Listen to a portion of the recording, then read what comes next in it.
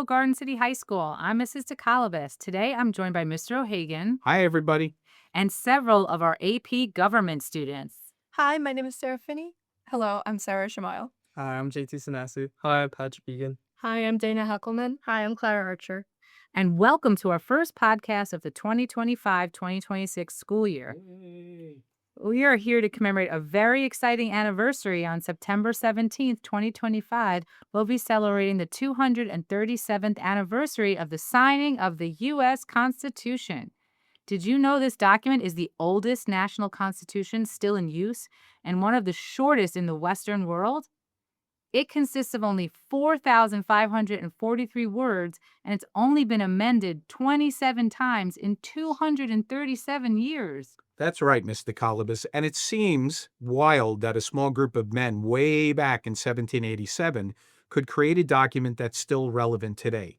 There's no way they could have imagined TikTok, organ transplants, drone warfare, artificial intelligence, yet the document endures. There is no doubt, Mr. O'Hagan, that the world has changed quite a bit since those hot summer days of the Constitutional Convention in 1787. Agreed. That's why today we thought we would discuss the difficulty that arises when the Constitution is applied in modern times on some key issues. Now, our goal with these podcasts is to be informative, so our listeners will have a better handle on the Constitution and the headlines, but be brief enough so our listeners can get informed and get on with their day. Mrs. DeCalabas, could you explain the plan for this podcast? I'd be happy to, Mr. O'Hagan. Recently, the constitutionality of some actions of the executive branch have been called into question. We thought it would be a good opportunity to take a closer look at what the Constitution says and how the courts have interpreted the Constitution over these matters. There are many other topics which are being discussed and debated right now in terms of constitutionality, and we could not cover them all. So we just selected 3 to explore today, namely tariffs, birthright citizenship, and elections. Then, we asked our esteemed students to research those 3 topics and share their findings. And finally, we asked them to evaluate what the impact of the actions will be on people's lives if these changes are determined to be constitutional. The changes being proposed by the administration are happening so quickly, it's difficult sometimes to make sense of all of it. Luckily, we are surrounded by the best and the brightest minds here at GC. So we will begin with the text of the Constitution, how it's been interpreted historically, how the current administration views executive power in relation to these issues, and finally, discuss the potential impacts on Americans. How does that sound? Sounds good to me. Well, why don't we ask our first group to join us on the mic and discuss some of those questions with the audience? Let's start with what the Constitution says about tariffs. Sarah, tell us what you learned researching these developments. How does the executive branch view their power over tariffs, and how do the courts see it? So, according to the Constitution directly, in Article 1, Section 8, Congress is given the power to impose taxes, duties, imposts, and excises. And furthermore, the whole necessary and proper thing from that same part of the Constitution only applies to Congress, so I can't see any clear loopholes here. Article 2 of the Constitution, dealing with all the executive powers granted to the president, doesn't even mention money or taxes or anything like that.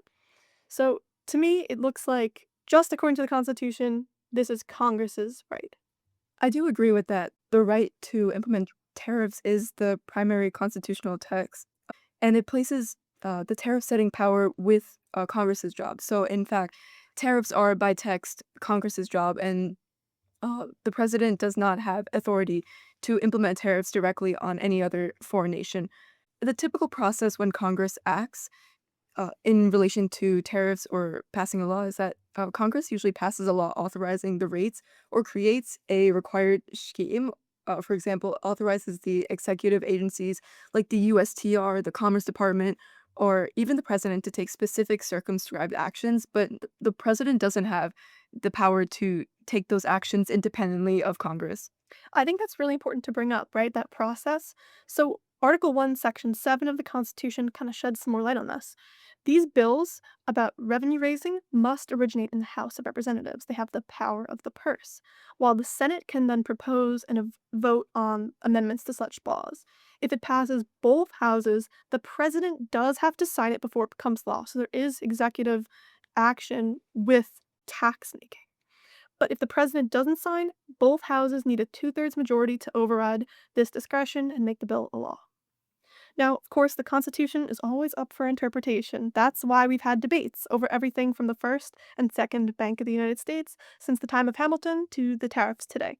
There should be opinions for and against most pieces of legislation. Something will be very wrong in this country if that other side of the debate suddenly goes silent, right? What we're hoping is that we always hear both sides to an argument, but also that the majority ends up making our decisions. I do agree that the presidents have used the idea of tariffs to their own advantages. For instance, presidents can use emergency-based tariffs based on what they deem is necessary in the context of what is currently going on. For instance, in Section 232 for national security, the Trade Expansion Act lets the president impose import restrictions if the Commerce finds imports to threaten to impair national security. So currently, the president has used that to his justification for imposing some of these tariffs on countries such as China. Brazil, Yeah. like there's just a lot of countries getting hit by this. So you can actually figure out some more of this by looking at the Trump tariff tracker website, and that has more specific information on country to country tariffs. So what kind of pushback has there been? Because of course there's always going to be that other side you're talking about. So since his first tariffs in February 2024, imposed by executive order, there has been widespread pushback. So for example, the US Court of International Trade in New York, with one judge who had actually once been appointed by Trump, found the imposition of these tariffs to be outside executive authority. When brought to the US Court of Appeals for the Federal Circuit, this court once again found this declaration of a national emergency to not be in accordance with presidential powers, but they really neglected to immediately uphold this ruling, which was from late August of this year. Despite at least 8 lawsuits against President Trump's tariffs total, they still remain largely in place as of today. And so, like Sarah was saying, with all these different countries who have import tariffs in the United States, according to the BBC, they can kind of reach up to 50% right now in terms of the active ones. Specifically, India and Brazil are getting hit pretty hard.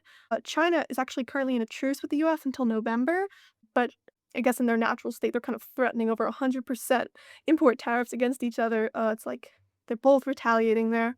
And then the UK is actually one of the lowest at only 10%.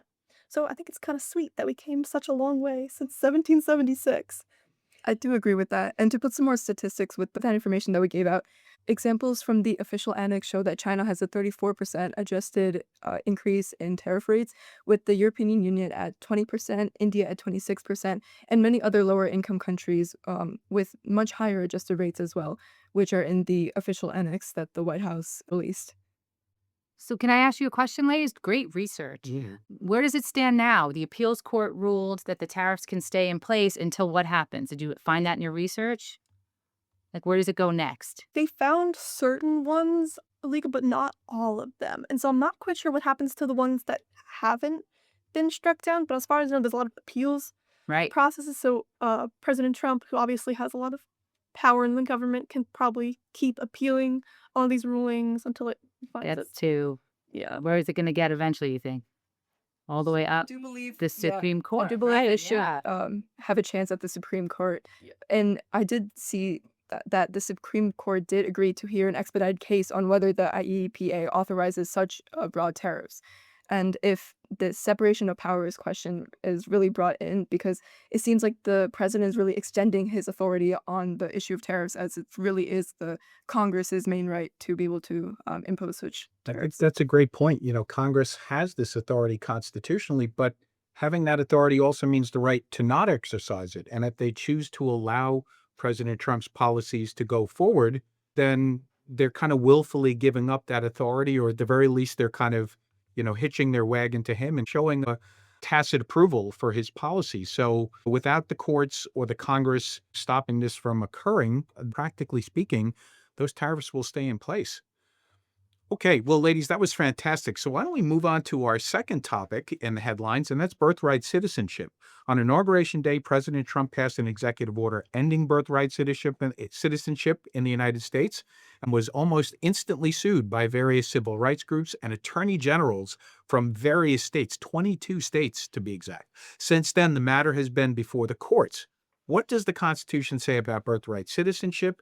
And how have the courts ruled in the past on this issue? In other words, what's the precedent? Clara, Dana, take us through this. So, to directly quote the 14th Amendment, it states that all persons born or naturalized in the United States and subject to the jurisdiction therefore of are citizens of the United States and of the state wherein they reside.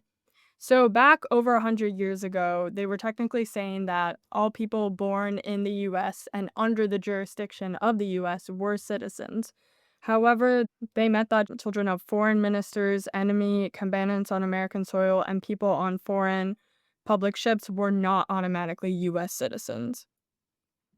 And I think a good place to start on this after quoting the amendment is to look at Supreme Court cases in the past that have spoken about citizenship. And I think an important one to touch on is Wong versus Kim Ark in 1998, where basically the situation was that Ark's parents were both Chinese immigrants who settled in San Francisco, California as resident aliens, but who then eventually returned to China. And then when Ark was 21, he returned to China to visit his parents, but then when he got back to the United States, he was denied entry on the ground that he wasn't a citizen. So eventually this got to the courts, and the majority opinion said that Wong Kim Ark had a permanent residence in the United States and at the time of his birth became a citizen.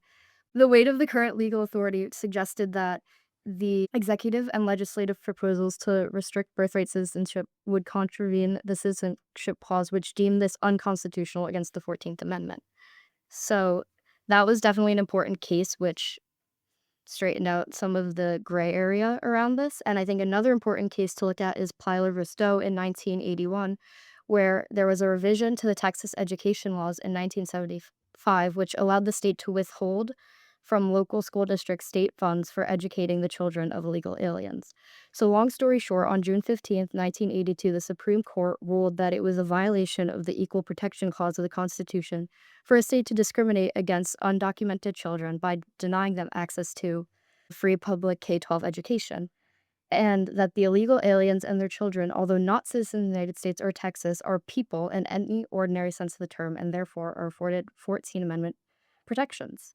And I think that this created a major gray area because these children who are not technically citizens under the amendment are getting government benefits, but it's also important to note that their parents were taxpayers.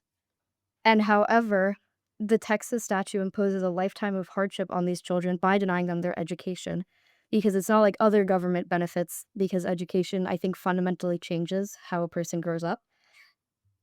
And that not only giving them an education will better the children, but the country as a whole. I agree with this, and I think another important point to bring up is that the president has technically overreached his executive power by trying to remove birthright citizenship because it is part of the 14th Amendment, and the executive branch of the government cannot override an amendment. It would have to be from the Supreme Courts. In addition, it would be unconstitutional and it would upset the system of checks and balances that are in place. I agree, and this is not possible because in order for a president or anyone to amend the Constitution, it must first be proposed by a two-thirds vote in both houses of Congress or by a national convention called by Congress at the request of two-thirds of state.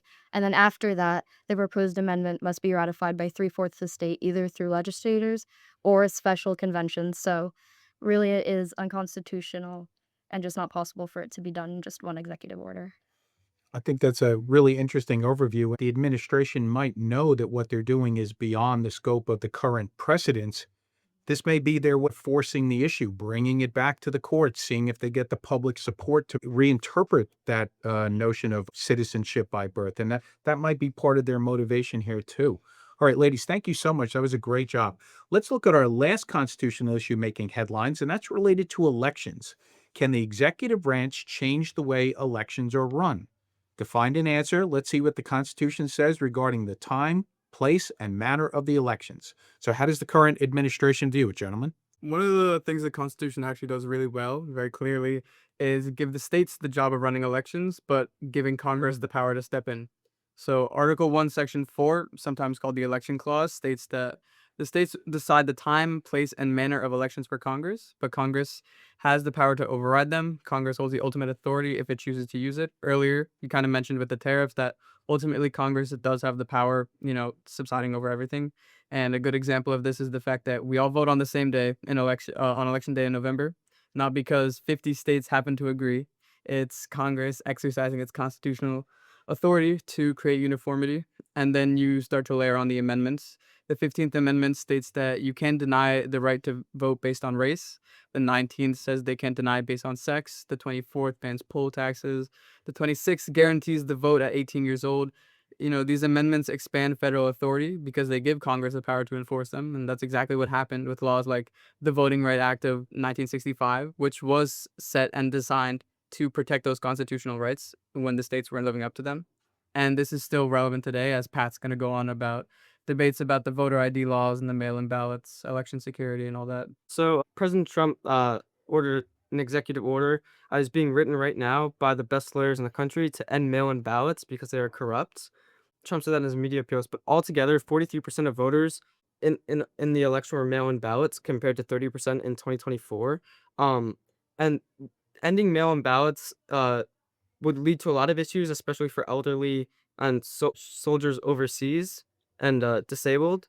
So the impact of ending these mail-in ballots is that he says it would stop with the corruption, but this is untrue because it is very rare to have corruption in elections and let alone in the mail-in ballots.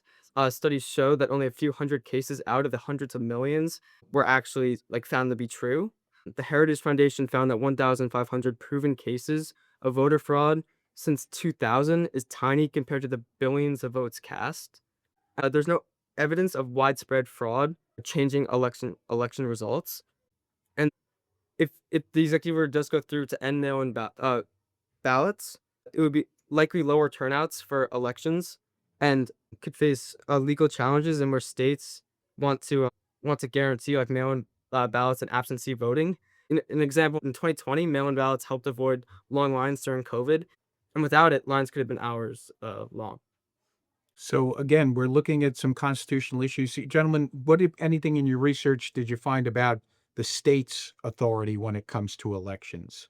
So the states, as JT said, under Article 1, Section 4, they're allowed to set the time, place, and manner of elections, but Congress can change the rules. So Congress can set nationwide voting rules, like the Voting Rights Act and the Help America Vote Act, but states can still run elections day to day, and registration, polling places, and ballot counting. And so that seems to be where the real authority lies, to your point that the federal government can kind of inject ideas into it. But at the end of the day, this is something that's really the purview of the states. When we get to talk about 10th Amendment and reserve powers, very clearly the founders wanted to leave those elections in the hands of the state. And, to some degree, you can see why you wouldn't want federal officials overseeing federal elections, right? I mean, I trust you guys, but I wouldn't let you grade your own papers, right? So letting the president kind of have a lot to say about the presidential election, regardless of it's Trump or it's Biden or whoever it is in 2028, there just inherently seems to be some conflict of interest there. And I think that's what we want to always avoid with those elections. Well, that was great. We've got so many other topics, but like we said at the beginning, we've only got so much time in a podcast like this. I want to thank all of you for participating. We have come to the end of the podcast, but certainly not the end of our discussion about the Constitution. It's lasted for 237 years, but its interpretation is ever changing. And undoubtedly, we'll be discussing a lot more in the months ahead. So thank you again for your wonderful insight. For our listeners, be sure to share the link for this podcast with your friends in the high school, and don't be shy about starting conversations about the issues we've talked about here. Remember, conversation is the lifeblood of democracy, so stay informed. Thank you so much. And don't forget, Constitution Day is Wednesday. Don't forget to celebrate. Yep, dress up. We'll see you guys soon in our next podcast. Bye.